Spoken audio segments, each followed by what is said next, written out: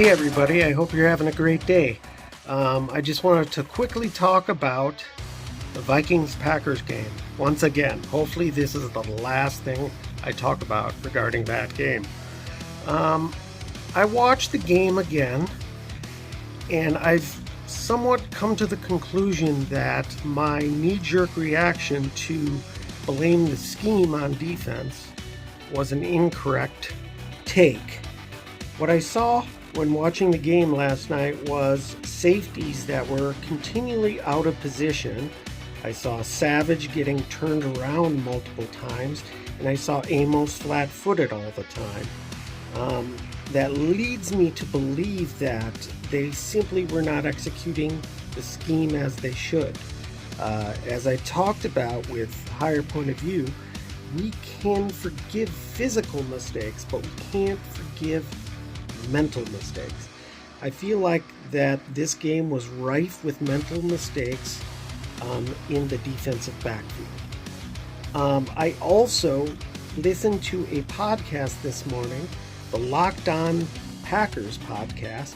I'm going to insert a clip right here where the host describes what a former player familiar with the defensive scheme the Packers play had to say. After watching the game, and then watching it back, and then watching the coach's tape, I have come to the conclusion that the plan was not as bad as it seemed. I would say not nearly as bad as it seemed. In fact, there were a couple plays, including the big 64-yarder to Justin Jefferson, where the Packers had the perfect coverage called for the play. They just didn't execute it.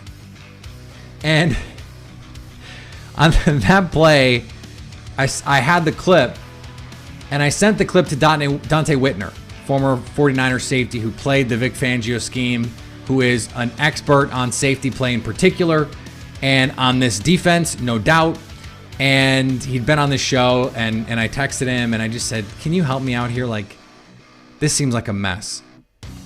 He's about to get on an airplane. He calls me